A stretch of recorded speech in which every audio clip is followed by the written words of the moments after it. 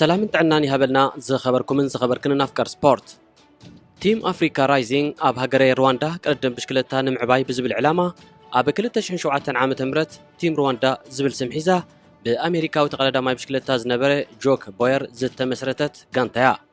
إذا غانتا توهبو زلوم تقدم تالاليا كوسكويسا كساب درجة بروفيشنال تعبن أب علم لخوي مدرخات كوداد روم زخل أدلاي زبلت حتى غرسن مسهلت عندما تقرب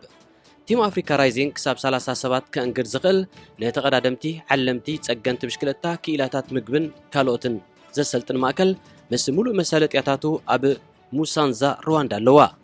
قال دك تبعتين دك نستيون سدرابيت كردن بشكلتها إرتراون قد محجي أبز ماكل أبز تفلالي عودة مرتقسي ممنيرهم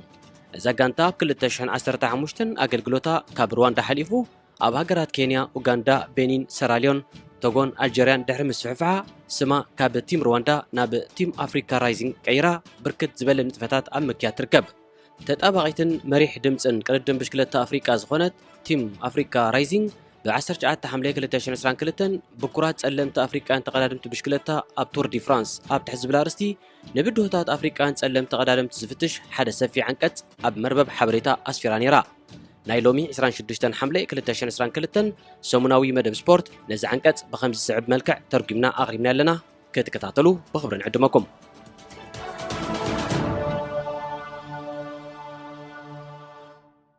أبزع عمتزي تسلمت أفريكا أنت قدادمت بشكلتها أب تور دي فرانس يلون نبركت زبل عمتات زي تساتفو مكرات سعدو دوب أفريكاوان رينارد يانس فان رزربرغن لويز منتيزن ترايوم لوم زبن نهجور أفريكا زوكلو تقدادمتي أزوحدي دانيال تقلايمانوتن مراو قدسن أب كلتاشن 15 أب مدرخ بولو خيلوم كابزوز وندحر زترأي ملكت من كل قوال قدم بشكلتها أفريكا دخن بلو نخل قلتوف تنسأين عبيتن إيرتراوين تقدادمتي بينيام قرماي كاب كلب أنتا ماخشي وانتي غوبيخ ماتريو هنوك ملبران كاب كلب باردياني سي اس اف فايزاني كمون ناتنايل تسفاتسين كاب كلب درون هوبر اندروني جيو كاتلغن كاليوم زمتو قدمي قرب سامنتات أبس مراز تخايدي هاقراو شامبيون قردم بشكلتا إيرترا أبز عمتزي كابز تخايدو عبيت فتصاميتات قردم بشكلتايو أتوردر قال بغالو عسلي سومياتن تسفات ولدو تقدادمتن نايتاب قرنا أفريقا تركب نيش تهاجر زترأيلو نيرو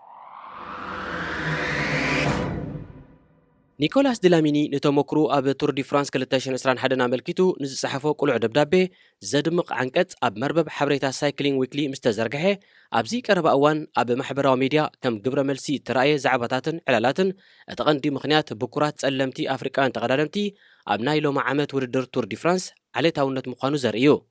كاب كلتاشن شوعاتن عامت مرة جميرنا مستسألمتي أفريكان تقدادمتي بحبار مسرح بزد اللبنية تومكرو أزي نزي حبر قصاوي زلوو بدو ويتسقم ترى الرأيا كوينيس معكا أب سبورت عليه النت ألو دو أوه قلوصن سورن عليه النت ألو أمو أزي كان تنكن زي مهلاو تسلمت أفريكان تقدادمتي أبزي نايز عامت زي تور دي فرانسيو دخن بالنخل ملسي نايزي حتو زيادة استحلال خيو أزي حتو زي بدحرتي أبز حلف عامت وردر أولمبيكس بأصل تاني جرمن باتريك موستر أب اللعلي الجراوي عز الدين لاقابن إرتراوي أمانيل قبرك زيابيرن زتن تبارغي قلوع علي تاونت بتداقاقامي أبز مدرخ زتنا لينا نزي العلنا زلنا حتو علي تاونت بزبل حدك المملاس مالت زحاشي وكلنا ملو عقر عقمي كردن بشكلة أفريكا نمرقات أبزلو بري نزركب كل عنكفاتاتن مسناخلاتن مزنقع مالتيو تيم أفريكان رايزينج أنصار تسلمتي أفريكان تقدادمتن سراحتنياتاتن نزقوانفو عليتاو فتساميتات كتقلصن أفلطو كتبن دليتايو غانتانا بتقدادمتي أب لعلي كالو تقدادمتي زنصاصري عليتاو تصرفي تملكيتا قالي أغلغلوت نمهب زحنقدا أبيات مقبي كمون حسوماتن قوي حبريتات زلوم دقفتن ون اللو أزي ترخبوتات يقوانفيو بلصات أفريكان تقدادمت بشكلتا ناب عالماوي مدرخ نممسا زقاتمون بدوتات جن أزي ترى يكونن عليه تاونت محبراو تصقم دامبر حضور حمام قردم بشكلتا يكونن مرمر أب لعلي زرزراوي حقتات أغراوي محبر قردم بشكلتا عالم وي UCI نحنا كم تيم أفريكا رايزينج أب زرزر حقتات UCI عميق مصنعتي أكايدناينا نزز تحلالخ قداي زحش سألي زهن نسألو حفشوا مسرت نمركاب دما ناي حجن ناي قربا حلوفن أفريكاوين بروفيشنال تقدادمتي كمون أب عودي قردم بشكلتا زنطفو كالو تسعدو زيكون سباتن أزراريبنا ብሓሙሽተ ሓምለ 2022 ኣብ መርበብ ሓበሬታ UCI ንዝሰፈረ ዝርዝራዊ ሓቀታት ምርኩስ ምግባር ኣብ እዋን ቱር ዲ ፍራንስ ብርክት ዝበለ ቃለ መጠይቃት ኣካይድና ነርና ፈለማ ግን ነቲ ዝርዝራዊ ሓቀታት ንተዓዘቦ ነተን ናብ ቅድድም ብሽክለታ ከም ልምዲ መራሕቲ ዝኾነ ሓሙሽተ ሃገራት ማለት ፈረንሳ፣ ቤልጅየም፣ ኔዘርላንድስ፣ ኢጣልያን፣ እስፓኛን ተዳወሲድና ኣብዚ እዋን እዚ ነዘን ሃገራት ዝውክሉ 894 ዝኣኽሉ ናይ UCI ነጥብ ዘለዎም ተቐዳድምቲ ኣለዉ። በንጻሩ ነተን ኣብ ቅድድም ብሽክለታ ኣብ ቅድሚት ተሰሪዐን ዝርከባ 10 ሃገራት ኣፍሪቃ ማለት ኤርትራ፣ ደቡብ ኣፍሪቃ፣ ሞሮኮ፣ ኣልጀርያ፣ ሩዋንዳ፣ ሞሪሽየስ፣ ናሚብያ፣ ሌሴቶ፣ ቡርኪና ፋሶን ካሜሮንን እንተዳሪና ናይ UCI ነጥብ ዘለዎም 145 ተቐዳድምቲ ጥራይ ንረክብ። እዘን 10 ሃገራት 205 ሚልዮን ህዝቢ ኣለወን። ይኹን እምበር ሓንቲ ካብተን ኣብ ዓለምና ሃብታማት ዝኾነ ሃገራትን 330 ሚልዮን ህዝቢ ዘለዋን ሕብራት መንግስታት ኣሜሪካ ናይ UCI ነጥቢ ዝሓዙ 54 ተቐዳድምቲ ጥራዮም ዘለዋ። ስለዚ እዘን 10 ሃገራት ኣፍሪቃ ብ100 ሚልዮን ዝውሕድ ህዝቢ እኳ እንተለወን ካብ ሕብራት መንግስታት ኣሜሪካ ብ3 ዕፅፊ ዝዛይድ ቁፅሪ ተቐዳድምቲ ቀረብ ጌረን። እዚ ዛዕባ ኪኖ ሰብኣዊ ኣድሎ ኣዝዩ ዝተሓላለኸ ምዃኑ እዩ ዘነፅር። ኣፍሪቃውያን ተቐዳድምቲ ብሽክለታ ዘጋጥሞም ብድሆታት እንታይ ምዃኑ ንምፍላጥ ንሬይናርድ ያንስ ፋንድሬዘርበርግን ሉዊስ መንቴዝን ሓሳቦም ንኸቡና ተወኪስናዮም ነርና። ሉዊስ ንቢንያም ግርማይ ወዲ ጋንቱ እዩ። ቅጽበታዊ ምንጫፍ ቢንያም ግርማይ ኣብ መሳልል ደረጃ ቅድድም ብሽክለታ ዓለም ኣብቲ ኣብ ፍላንደርስ ቤልጅየም ዝተኻየደን ካልኣይ ወፂኡ ብሩር ማዳልያ ዝተሸለመሉን ሻምፒዮን ቅድድም ብሽክለታ ዓለም 2021 ጀሚሩ። ብድሕሪ እዚ ድማ ኣስዒቡ ኣብ የንት ፓቪልየን ቤልጅየም ብምስዓር ኣብ ውድድር ጽድያ ክላሲክ ዝተዓወተ ፈላሚ ጸሊም ኣፍሪቃዊ ኮይኑ ኣብ ዝሓለፈ ወርሒ ግንቦት ከዓ ዓይኑ ብመኽደኒ ሻምፓኝ ተሃሪሙ ካብ ውድድር ቅድሚ ምእላዩ ኣብ መድረኽ ግራንድ ቱር ጂሮ ዲ ኢጣልያ ዝተዓወተ ናይ መጀመርያ ጸሊም ኣፍሪቃዊ ተቐዳዳማይ ንምዃን በቂዑ። ሉዊዝ ድሕሪ ቅያው መድረኽ ሴንት ኢቲየን ሜንዴ ኣብ ቱር ዲ ፍራንስ ብሓፈሻዊ ድምር ግዜ 7ይ ደረጃ ተሰሪዑ ነይሩ። እዚ ውድድር ብቕድሚ ትማሊ ኣብ ፓሪስ ኣብ ዝተዛዘመሉ ኸኣ ብሓፈሻዊ ድምር ግዜ 8ይ ተታሒዙ። ንሱ ጉዳይ ቪዛን ፊናንሳዊ ማሕንቆታትን እቶም ዓበይቲ ዕንቅፋታት ናይቶም ንልምምድን ንውድድርን ናብ ኤውሮጳ ክኸዱ ዝደልዩ ኣፍሪቃውያን ተቐዳድምቲ ምዃኖም ይጠቅስ። ዝበዝሑ ተቐዳድምቲ 9 መዓልትታት ጥራይ ዕድመ ዘሎ ናይ በጻሕቲ ወይ ከዓ ቱሪስት ቪዛ ሒዞም ጥራዮም ናብ ኤውሮጳ ክመፁ ዝኽእሉ። እዚ መቓን ግዜ ኸኣ ልዕሊ ሓደ ሲሶ ናይ ሓደ ዓመት ውድድር ዝሽፍን ኣይኮነን። ሉዊዝ እዚ ቀዳማይ ዕድል ዓብ ነገር እዩ። ምክንያቱ ኣብ ሓደ እዋን በዚ ናይ ቱሪስት ቪዛ ን3 ወርሒ ዝኣክል ግዜ ናብ ኤውሮጳ ንኽትመጽእ ዝነበረ ተኽእሎ ዝዓበየ ዕንቅፋት ነይሩ። ብፍላይ ንንኣሽቱ ተቐዳድምቲ ኸኣ ብዝያዳ ዝጸንከረ። ኣብ ፈለማ ዓመታት ብገዛእ ዓቕምኻ በዚ መስርሕ እዚ ክትሰግር ብሓቂ ከቢድ እዩ። ባዕልኻ ክትገብሮ እንተደኣ ፈቲንካ ፊናንሳዊ ጾር ኣለዎ። ክሕግዙኻ ዝኽእሉ ስድራ ቤት ወይ ከዓ ሃገራዊ ፌደሬሽን እንተዘይብልካ ኸኣ ብፍጹም ጽንኩር እዩ ይብል። እዚ ኩነታት ንተቐዳድምቲ ዓልየት ይኹን ብሄር ብዘይገድስ ሕጋዊ ኣካይድ ኣይኮነን። ሓቂ እዩ ከም ሕቡራት መንግስታት ኣሜሪካ ዝኣመሰላ ገለ ሃገራት ጠለብ ቪዛ የብለንን። ኤውሮጳውያን ተቐዳድምቲ ካብን ናብን ሃገራት ሸንገን ብናጻ በዘይ ቪዛ ክንቀሳቐሱ ይኽእሉ እዮም። እቲ ዘደንጹ ከም ኤኳዶርን ኮሎምቢያን ዝኣመሰላ ሃገራት ደቡብ ኣሜሪካ ሸንገን ቪዛ ንምርካብ ሕቶ ምቕራብ ኣየድልየንን እዩ። እዚ ድማ ንቁፅሪ ተቐዳድምተን ኣብ ጋንታታት ወርልድ ቱር ንኽዓቢ ኣኽኢልዎ እዩ። 94 ተቐዳድምቲ ዝኣኽሉ ዜጋታት ዘን ሃገራት ናይ UCI ነጥቢ ኣለዎም። ምርካብ ቪዛ ሓደ ካብቶም ቀንዲ ዕዙዝ ዕንቅፋታት ኣፍሪቃውያን ተቐዳድምቲ እዩ። እዚ ሓቂ ነቲ ብድሆ ተቐዳድምቲ ኣፍሪቃ ኪንዮ ዓለታውነት ዝኸይድ ሕልኽላኽ እዩ ዝብል መጎት የራጎድ። ንፍቓድ ቪዛ ብዝምልከት ኣብ ገምጋም ነፍሲ ወከፍ ሃገር ኣብ ተኽእሎ ሓደጋ በረራን ጾርን ናይታ ፍቓድ ቪዛ እትህብ ሃገር ዝምርኮስ እዩ። ቲም ኣፍሪካ ራይዚንግ ኣብ ጽኑዕ መምዘኒታት ቪዛ ብሕታዊ ተመክሮ ዘለዎ እዩ። 4 ሩዋንዳውያን 2 ኤርትራውያንን 1 ኢትዮጵያውን ድሕሪ ብዙሕ ስራሕ ዝሓለፎ ጠለብ ቪዛ ኣብተን ዘእንግዶም ሃገራት ምስ ኣተው ዕቑባ ክሓቱ ርኢና ኢና። ዋሕዲ ብቑዕ ውድድር ዋሕዲ ሓያልን ልዑል ብቕዓት ዘለዎን ውድድር ብደቡብ ኣፍሪቃውያንን ካልኦት ብርክት ዝበሉ ቃለ መጠይቕ ዘካየድናሎም ሰባትን ዝተጠቕሰ ረቑሕ እዩ። ብዙሓት ማዕከናት ዜና ንትረኻ ሕፅረት ውድድር ኣብ ኣህጉር ኣፍሪቃ ማለት ብሓፈሻ እኹል ውድድር ዘይምህላውን ብUCI ኣፍልጦ ኣብ ዘለዎ ውድድራት ድማ መሳተፊ ዕድመ ዘይምርካብን ክደፍኣሉ ጸኒሐን እየን። ኩለን ኣብቲ ሃገር ዝርከባ ሃገራት ተወሳኺ ውድድራት ንምትእንጋድ ዝሓሸ ስራሕ ክሰርሓ ይኽእላ ዶ ንዝብል ድማ እወ ብርግጽ እዩ ትመልሲ። እዞም ውድድራት ነቶም ተቐዳደምቲ ኣብ መንጎ ኣፍሪቃዊት ሃገሮምን ኤውሮጳዊ ውድድርን ንዘሎ ጋግ ኣብ ምጽባብ ክሕግዙ ይኽእሉ ዶ ንዝብል ድማ ምናልባት ኣይፋል ክበሃል ይከኣል። ሉዊዝ ነዝነጥቢ ውድድራት ደቡብ ኣፍሪቃ ዝበዝሐ እዋን ስፖርታዊ ፍጻሜታት እዩ ብርግጽ ዓብዪ ሃጓፍ እዩ ንገለ ዓመታት ሓያል ጉጅለ ውልዶ ተቐዳደምቲ ትምስጠካ ገለ ዓመታት ከዓ እቲ ደረጃ ትሑት እንተደኣ ኮይኑ እቲ ዕዉት ተቐዳዳማይ ዝሃብረመ ኮይኑ ክስምዖ እኽእል እዩ ከም ሓቂ ግን ልክዕ ከም ሓደ ዓብ ዓሳ ኣብ ሓደ ንእሽቶይ ቀላይ ዘሎ እዩ ብምባል የተርንዖ ዳርጋ ኣብ ኩለን ተን ንሕና ዝዓየናለን ሃገራት ነዚ ተርእዮ ዝንዕዘብ ኢና ዙር ሉንሳር ኣብ ሰራልዮን ብሓደ መንእሰይ ዝነቐለ ዝናድ ተበግሶ እዩ ይኹን እምበር ቢዩሲኣይ ኣፍልጦ ዝተዋህቦ ውድድር ኣይኮነን እቶም ወደብቲ ካብ ካልኦት ሃገራት ተቐዳደምቲ ክዕድሙ ምዝደልዩ እቶም ናይ ውሽጢ ዓዲ ተቐዳደምቲ ተቃዊሞሞ ምስ ካልኦት ክወዳደሩ ኣይደለዩን ኣብ ንእሽተይ ቀላይ ዝነብር ዓብዪ ዓሳ ኮይኖም ክቕጽሉ መሪፆም ከምዚ ዓይነታት ተሓሳስባ ዝበዝሐ ግዜ ንሙያታት ገና ተተይ ከይበልዮም ዘዕንውዎም ዝሩዋንዳ ካብ 2.2 ናብ 2.1 ቅድሚ ምዕባዩ ኣብ 2018 ንመወዳእታ ግዜ ኣብ ዝተኻየደሉ ሩዋንዳዊ ሳሙኤል ሙጌሻ ነቲ ዙር ተዓዊትሉ ምስ ኮንቲኔንታል ክለብ ኩቤካ ከእትዎ ዝኽእል ውዕል ድማ ረኺቡ ነይሩ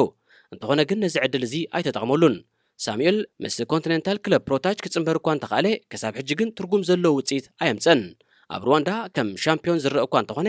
ኣብ ቅድድም ብሽክለታ ኤውሮጳ ግን መን ምዃኑ ዝፈልጦ ሰብ እውን የለን ክዘልል ወይ ከዓቢ ፈጺሙ ይከኣለን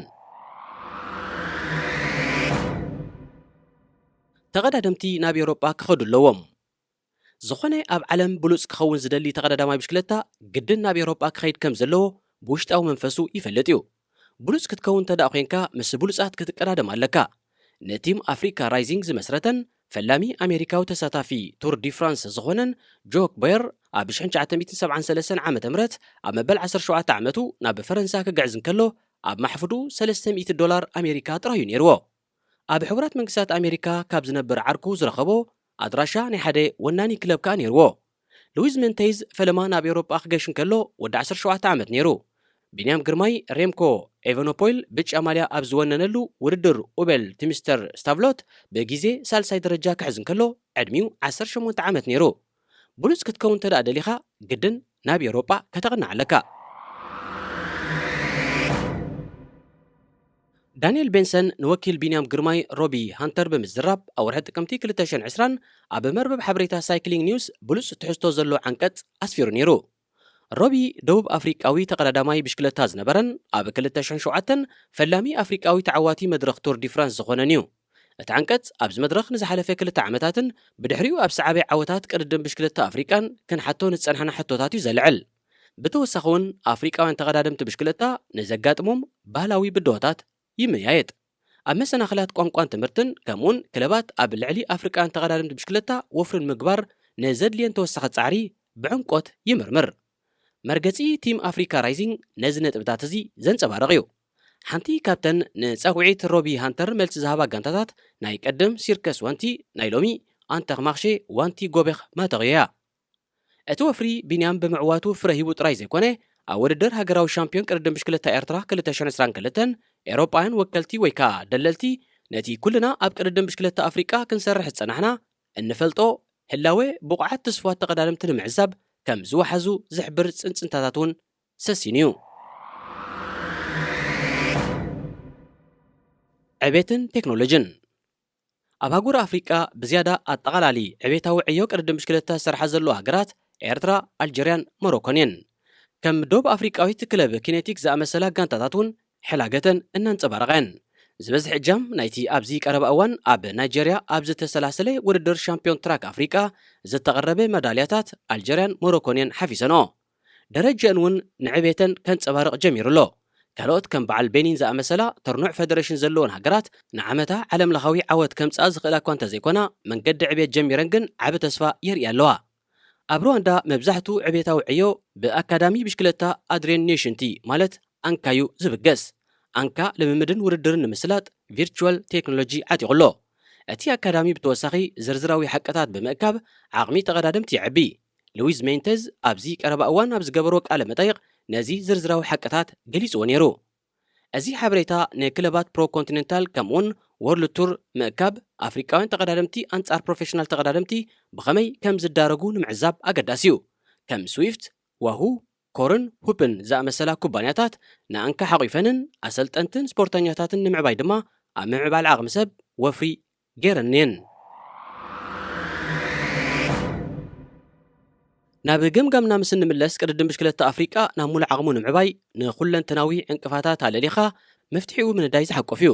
ኣብ መስርሕ ቪዛ ስፖርት ኣብ ፋይናንሳዊ ምወላ ንባህላዊ ፍልያት ደገፍ ኣማሃብ ኣብተን ብሕማቕ ኣገባብ ዝኸዳ ወይ ከዓ ዝመሓደራ ሓያሎ ፌደሬሽናት ቅድድም ብሽክለታ ዝሓሸ ርድኢት ስፖርት ኣብ ምፍጣር ከምኡውን ዓሌታውነት ኣብ ዝኽሰተሉ ንምዕጋቱ ወትሩ ጥንቁቕ መርገፂ ኣብ ምውሳድ ምምሕያሻት የድሊ ኣብታ ሃጉር ዝካየድ ውድድራት መዐየር እዩ ካብ 2.2 ናብ 2.1 ንምዕባዩ ኣብ ዝብል ዛዕባ ከዓ ከተዓሎ ይኹን እምበር ብርክት ዝበለ ፊናንሳዊ ናይ ጉዕዞን ሎጂስቲካውን ብድሆታት ኣለዎ ኩላትና ኣብ ዕቤት ተቐዳደምትን ምሕደራ ክለባትን እንዋሳእ ኣካላት ፍልፍል ወይ ምንጪ ተውህቦ ዘለዎም ተቐዳደምቲ ኣብ ምርግጋጽ ንሰብ ተውህቦ ኣብ ምድጋፍ ከምኡውን ብዛዕባ እዚ ተውህቦ ኣብ ኤውሮጳ ምስ ዝመደበረን ክለባት ዝሓሸ ርክብ ኣብ ምፍጣር ብሓባር ክንሰርሕ ይግባአና ክለባት ኣብ ዕቑር ዓቕሚ ትስፋት ኣፍሪቃውያን ተቐዳደምቲ ማዕረ ካልኦት ኤውሮጳውያን መዘናታቶም ከኣምና ይግበአን ኣብ ኣፍሪቃ ተወሳኺ ዕቤታዊ ስራሕ መቕጻል የድሊ ፌደሬሽናት ጸገም ተቐዳደምቲ ብሽክለታ ምዃነን ኣወጊደን ንዓወታቶም ምኽንያት ክኾን ኣይግበአን ሓደ መዓልቲ ኣብ ከተማ ፓሪስ ሓደ ብጫ ማልያ ለቢሱ ኣብ መድረኽ ዝድይብ ጸሊም ኣፍሪቃዊ ተቐዳዳማይ ክህሉ እዩ ምኽንያቱ ዓወት እቲ ውድድር ብምድካሙ ዘይኮነስ ኣብተን 21 መዓልታት እቲ ዝበለጸ ተቐዳዳማይ ብምንባሩ እዩ ዝኸውን كبرات تختاتلتنا نزعلت تداليو زنبري سومناوي مدب سبورت تهزازيمولو ኣብ ዝመጽእ ሰሙን ብኻልእ ዝተፈላለየ ትሕዝቶታት ክሳብ ንራኸብ ኣብዛ ዘለናዮ ንኹልና ሰላምን ጥዕናን